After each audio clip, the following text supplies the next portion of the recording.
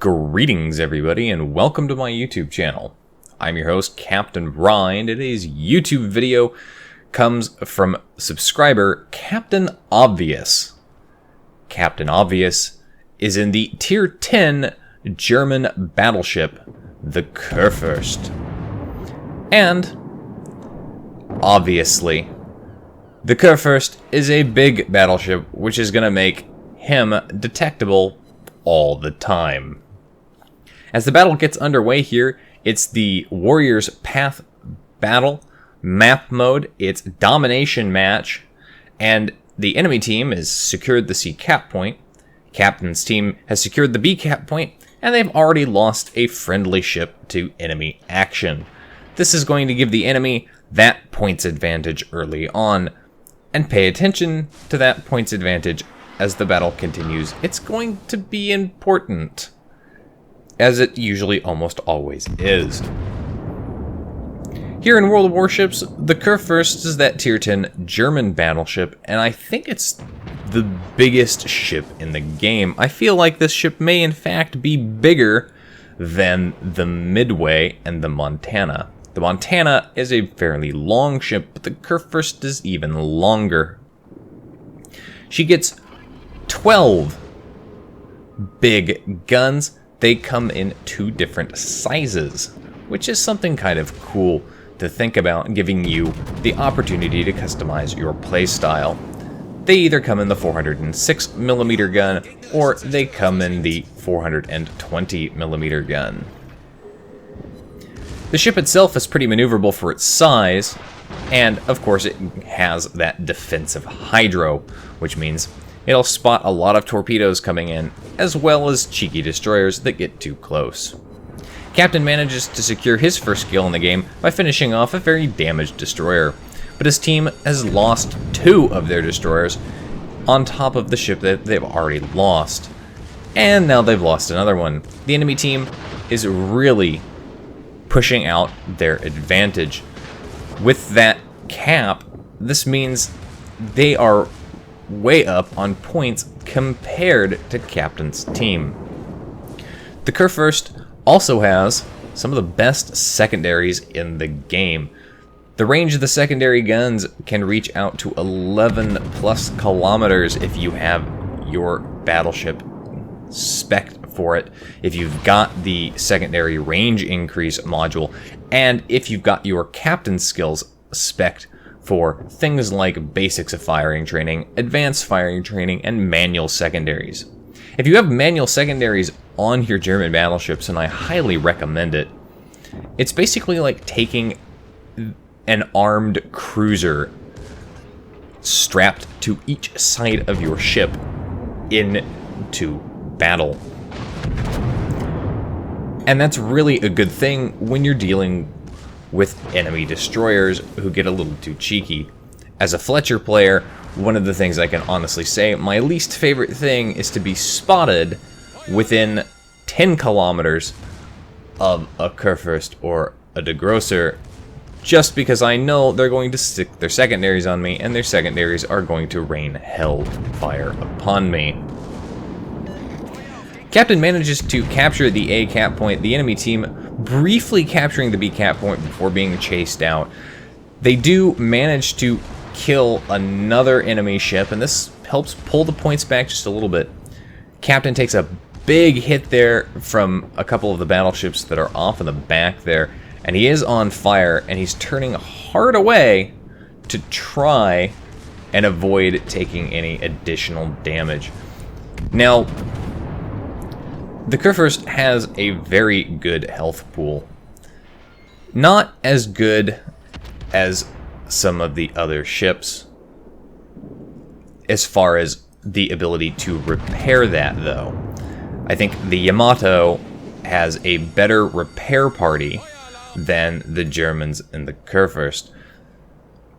And the Kurfürst has got a lot of superstructure on her, which means she tends to get lit ablaze and barbecued quite frequently. Captain taking a lot of incoming fire there, turning away, angling the ship, and using that armor very effectively. But armor angling only works against armor piercing, and really can't do much to stop or stem the flow of high explosive spam. Captain secures his second kill in the game by burning an enemy ship to death, and of course you know that was probably caused by his secondaries blazing away with their high explosive.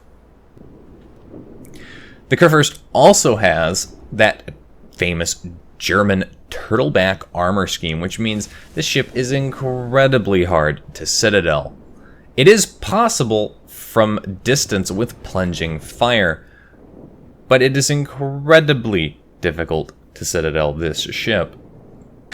If you find yourself facing this ship, and you're in, well, anything but a Yamato, so in the Montana, or in an Iowa, or in a Zumo, or even a DeGrosser, the best course of action for dealing damage to this ship is to actually aim for the bow and for the stern, and fire your armor piercing into there.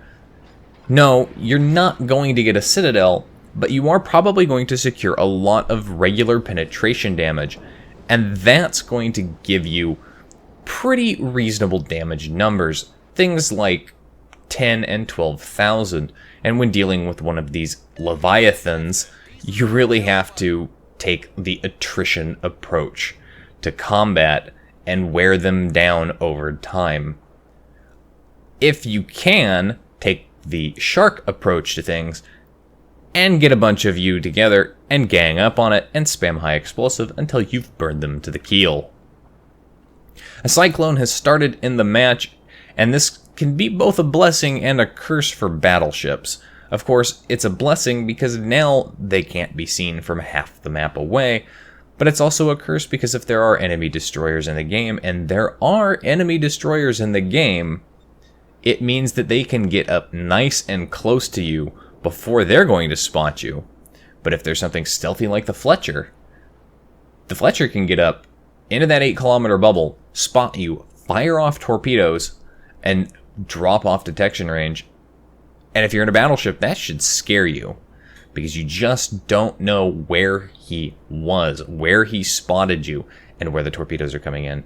And speaking of, there's the enemy Fletcher. Very low health, though, but he does pop up there. There are ships that are closer, and friendly Montana manages to take the Fletcher out. Captain pops his hydro here just to make sure that that Fletcher didn't get torpedoes away and headed his direction.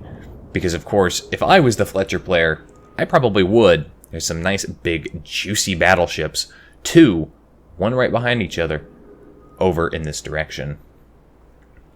Surprisingly, it always gets me at how fast the Kurfürst is for as big a ship she is. It's like the Montana, but the Montana feels sluggish by comparison when you see it in game. The Kurfürst just keeps going. As Captain comes around the headland of this island, he's faced with a bow-on Yamato, but he's also got an enemy Bismarck back behind there as well. Now, he's got his secondaries blazing away, and he's fortunate in the respect that he's not alone. He's got a Montana with him. Now, the Montana has a problem because the Yamato can easily citadel him from the front right through his bow. But at these kinds of ranges, with the turtleback protection scheme, the Yamato's going to have a little harder time citadeling Captain in the Kurfürst. Captain switches his secondary guns over to the Admiral Hipster, or the Prince Eugen that's back over there, and is just going to basically let his cruiser compilation of guns on the side of his ship deal with the cruiser. In the meantime, he's keeping his primary batteries focused on to these two battleships. Finishes off that cruiser with his secondaries, earning himself a close quarters expert, and his guns are almost up. Manages to citadel that Yamato as he gets around the side of him, and thanks to the secondaries, secures a double strike for killing the cruiser and then killing the battleship.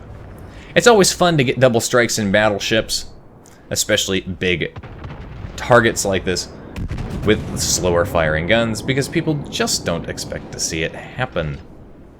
That Bismarck over there, very low health, manages to take out the Montana, but he's got no recourse. He had not enough health left, and Captain secures his Kraken Unleashed. At this point, he's done a pretty respectable amount of damage. Most battleship players at pretty much any tier would be pretty okay with this damage. You've done your worth. You've got 5 kills, especially, and you've got a good number of secondary hits. But the battle's not over. His team manages to secure and maintain the A and B cap points, allowing them to get back up in those points. The enemy team still holds C, and there are still a few enemy ships left in this game.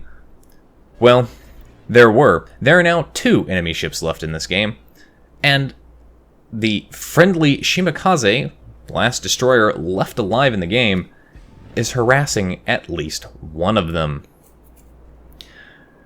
Enemy team does manage to take out one other ship, and so that's just going to leave Captain Obvious basically by himself with the Shimakaze just to the north of him and the other friendly ship just behind him. But in the Cyclone, having these kinds of spread out distances, you might as well be by yourself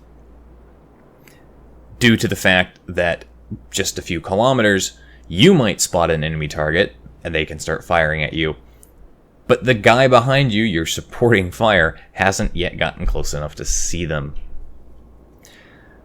Captain is finally out of repairs, which means whatever HP he has is what HP he's got left. So at this point, you gotta think about playing a little more conservatively to ensure that you don't get set on fire in 4 places and then immediately get set on fire again. Using that damage control ability is going to become paramount when dealing with situations and determining whether or not you can sustain that damage. He's continuing to push up here towards the last known position of this ship, basically following his friendly Shimakaze, seeing if he can intercept this cruiser. And of course, it is going to be another Admiral Hipster. Friendly ship on his team was in the process of capturing the C cap point, but one of the last enemy cruisers basically came down there and has started ruining his teammates' day. Unfortunately, I think that ship is going to manage to succeed in killing him off. But now we know where he's at. He is all the way over at the C cap point, and that puts him way out of position to support this Hipper. And Captain Obvious gets close enough, he can now spot it, and that Hipper has gone to brown alert moment as he doesn't have a lot of health here. And there's a Kurfürst within 8 kilometers. It means the secondaries are going to open up, and of course with manual secondaries again, just look at the accuracy and the volume of fire coming out on those shots. He gets more shots out there, not enough to Citadel him, but does finish him off with close quarters yet again, and gets his speed up, going in a straight line. And it's amazing to see how quickly these ships speed up after they're done turning. Misses those torpedoes altogether without any issue at all. And at this point, the battle's pretty much done. There's one enemy ship left, and that guy was over at the C cap point. Now, it is possible that he's pushing into the B cap point, but Captain's team is in the points lead, and they're going to gain points faster than the enemy team. Really, all they have to do is survive. They have to do nothing but survive, and they'll win this battle. But of course, the Cyclone starts ending, and now Captain Obvious is going to be detected from half the map away, basically, due to the size of his ship, and that's going to give the enemy ship an opportunity to spot him, and there he is. Enemy Zhao, which means fires incoming. Takes some big hits there from that Zhao, manages to bounce his shots off of him, and this Zhao is broadside on, mind you. The Zhao has some surprisingly good armor for a cruiser. Secondaries finally blazing away as he gets to within range, but that Zhao disappearing behind that island, going to stay alive for just that little bit more. And it doesn't look like he's actually going to die. Torpedoes coming in here, Captain Obvious trying to get out of the way, but it doesn't matter, they win on points. 141,000 damage done in that battle. Double strike, fireproof, dreadnought, Kraken Unleashed, and close quarters expert. All in all, a very good battle in a tier 10 battleship. And it really does go to show you in this video how playing your battleship aggressively and knowing when to turn away, given the opportunity, and repair and recover health can really help keep you in the game, do the damage, and support your team and your cruisers and your destroyers. Despite all of that, not enough to put him on the top of the team for XP earned, only number 3 on the team for XP earned. But still, a very good battle by Captain Obvious here in the Tier 10 German battleship, the Kurfürst. Anyway, that's it for today's video, folks. If you like the video, hit that like button, hit the subscribe button, and leave a comment down below. If you'd like to get semi-regular channel news and updates, you can do so by liking and following me on Facebook. If you'd like to help support me in the channel, you can become my supporter on Patreon. If you've got a replay like this one that you'd like to see featured on my channel, you can send it to my email. And if you'd like to watch me play World of Warships live, among other games, Sundays at 10 a.m. Pacific Standard Time, you can do so by following me on Twitch. You can find the links for all of those in the video description down below. And as always, I'll see you next time. This is Captain Rye, signing off.